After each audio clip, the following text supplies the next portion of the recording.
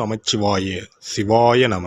அனைத்து தமிழ் உள்ளங்களுக்கும் கனிவான வணக்கங்கள். நிகழும் ஸ்ரீ மங்களகரமான குரோதி ஆண்டு ஆடி மாதம் 16ஆம் தேதி வியாழக்கிழமை அன்று துவாதசி திதியில் மிருகசிரிசம் நட்சத்திரத்தில் வியாகாதம் நாமயோகத்தில் தைத்தூலம் கர்ணத்தினில் மகா பிரதோஷம் கூடிய நன்னாளில் இந்த மகத்தான ஆகஸ்ட் மாதம் பிறக்கிறது.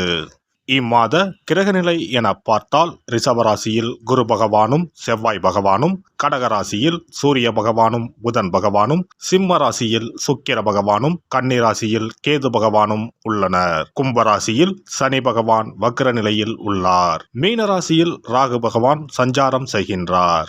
இம்மாத கிரக பெயர்ச்சி என எடுத்துக்கொண்டால் ஆகஸ்ட் மாதம் 1ஆம் தேதியே சுக்கிர பகவானின் பெயர்ச்சி சிம்மத்தில் நடைபெறுகிறது. ஆகஸ்ட் 17ஆம் தேதி சூரிய பகவான் சிம்ம ராசிக்கு பெயர்ச்சியாகின்றார். ஆகஸ்ட் மாதம் 26ஆம் தேதி செவ்வாய் பகவான் மிதுன ராசிக்கு பெயர்ச்சியாகின்றார். ஆகஸ்ட் மாதம் 26ஆம் தேதி சுக்கிர பகவான் கன்னி ராசிக்கு பெயர்ச்சியாகின்றார். இம்மாதம் 31ஆம் தேதி புதன் பகவான் சிம்மத்திற்கு பெயர்ச்சியாகின்றார்.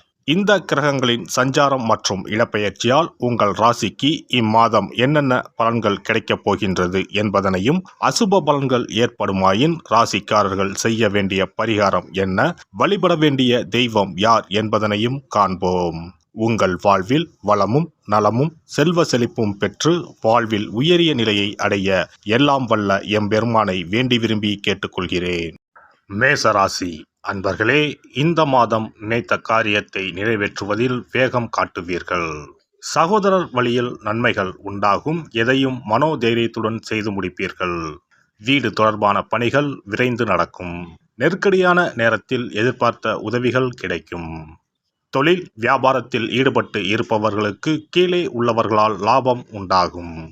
எதிர்பார்த்த நிதியுதவி கிடைக்கும். உத்தியோகத்தில் இருப்பவர்கள் இடமாற்றம் பற்றி ஆலோசிப்பார்கள். பதவி உயர்வு, பணி இடமாற்றம் கிடைக்கும். குடும்பத்தில் இருந்த இறுக்கமான சூழ்நிலை மாறி மகிழ்ச்சியான நிலை காணப்படும். கணவன் மனைவிக்கு இடையில் அன்பு அதிகரிக்கும். பிள்ளைகள் உங்களது வார்த்தைகளுக்கு மதிப்பளிப்பார்கள். உறவினருடன் சுமூக உறவு இருந்தாலும் அவர்களால் கிடைக்கும் உதவி தாமதப்படும். பெண்களை பொறுத்தவரை எதிலும் மிகவும் கவனமாக ஈடுபடுவது நன்மையை தரும். கொடுக்கல் வாங்கலில் எச்சரிக்கை தேவை. மாணவர்களுக்கு பாடங்களில் சந்தேகம் கேட்பதற்கு தயக்கம் காட்டாமல் இருப்பது வெற்றிக்கு உதவும். வாகனங்களில் செல்லும் போது கவனம் தேவை. கலைத்துறையினருக்கு பொருளாதாரத்தில் பிரச்சனை இருக்காது என்றாலும் வைத்திய செலவும் அல்லது வீண் விரய செலவும் ஏற்படும். அதனால் சில சமயம் விரக்தி ஏற்படலாம். அரசியல் துறையினருக்கு கடந்த காலத்தில் உங்களை விட்டு சென்றவர்கள் விரும்பி வந்து சேர்வார்கள். உறவு பலப்படும். தொலைபேசி தொடர்பு மூலமாக சில புதிய தொழில் ஒப்பந்தங்களை ஏற்படுத்தி லாபம் தேடும் முயற்சியில் ஈடுபடலாம். நட்சத்திர பலன்கள். அஸ்வினி நட்சத்திரம். இந்த மாதம் உறவினர்கள் வகையில் தவிர்க்க முடியாத சுப செலவுகளை சுமக்க நேரும்.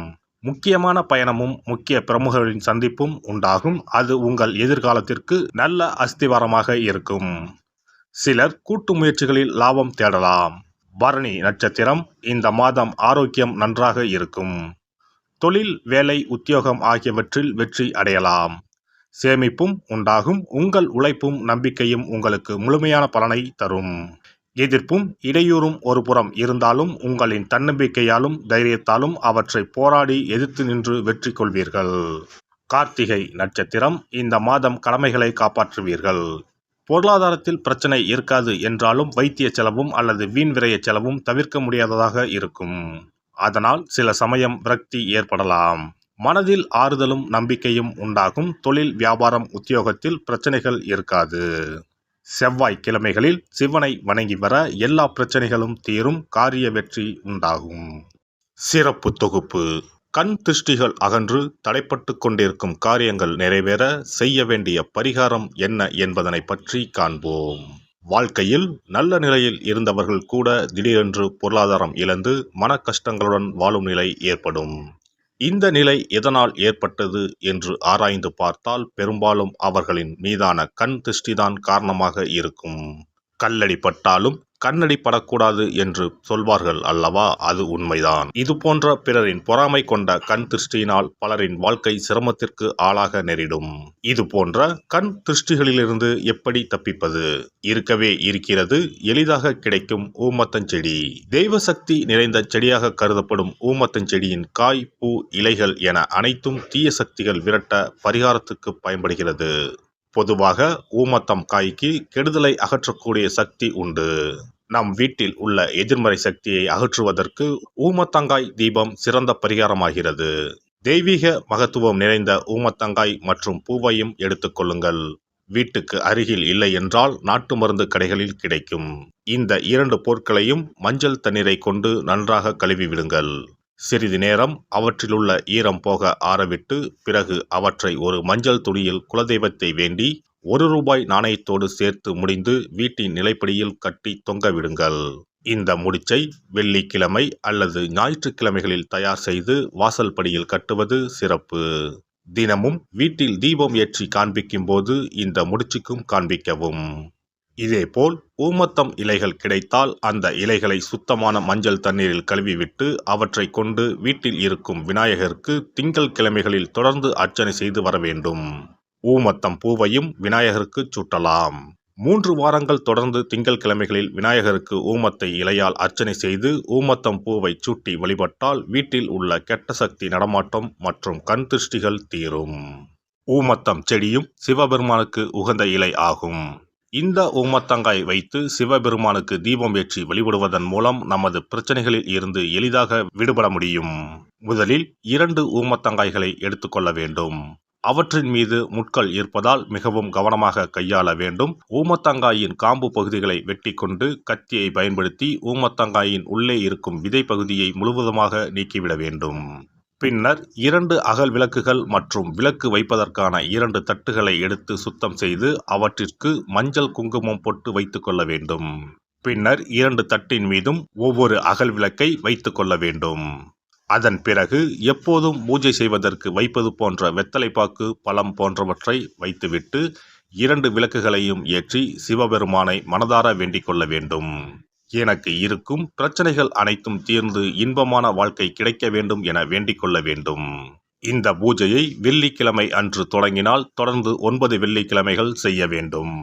ஊமத்தங்காயின் மீது எவ்வாறு முட்கள் இருக்கிறதோ அதுபோல நமது வாழ்க்கையில் இருக்கும் முட்கள் போன்ற பிரச்சனைகளை அவை தீர்த்து வைக்கின்றன. இந்த பூஜையை நாம் தொடர்ந்து செய்து வருவதால் நம் மீது இருக்கும் கண் திருஷ்டிகள் அகன்றுவிடும். தீராத துயரங்கள் தீர்ந்துவிடும். பணம், நகை நம்மிடம் பெருகி வரும். சிலருக்கு கையில் சுத்தமாக பணம் இருக்காது.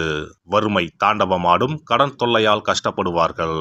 பண பிரச்சனையில் சிக்கி கொண்டிருப்பவர்கள் இந்த தீபத்தை ஏற்றினால் 3 வாரங்களில் நல்ல பலனை பெற முடியும். தொழிலில் நல்ல முன்னேற்றம் இருக்கும். கடன் பிரச்சனைகள் தீரும். உறவினர்களிடையே பகைமை இருந்தால் அவையும் மறைந்துவிடும். நோய்வாய் உள்ளவர்கள் இந்த தீபத்தை ஏற்றுவதன் மூலம் நல்ல பலனை பெற முடியும். பொதுவாகவே எந்த பரிகாரம் என்றாலும் அதை முழு நம்பிக்கையுடன் செய்தால் மட்டுமே முழு பலன் கிடைக்கும் என்பதை நினைவில் கொள்ளுங்கள். எல்லாம் வல்ல இறையருளால் நீங்களும் உங்கள் அன்பு குடும்பமும் உடல் நலம், நீலாயுள், நிறை செல்வம், உயர் புகழ், மெய்ஞானம் ஓங்கி வாழ்க வளமுடன். இந்த வீடியோ பதிவு உங்களுக்கு பிடித்திருந்தால் லைக் பண்ணுங்க, கமெண்ட் பண்ணுங்க, ஷேர் பண்ணுங்க. மறக்காம சப்ஸ்கிரைப் பண்ணுங்க. பக்கத்துல இருக்கிற பெல் பட்டனை கிளிக் பண்ணுங்க. நன்றி, வணக்கம். ஓம் நமச்சிவாய. சிவாய நம.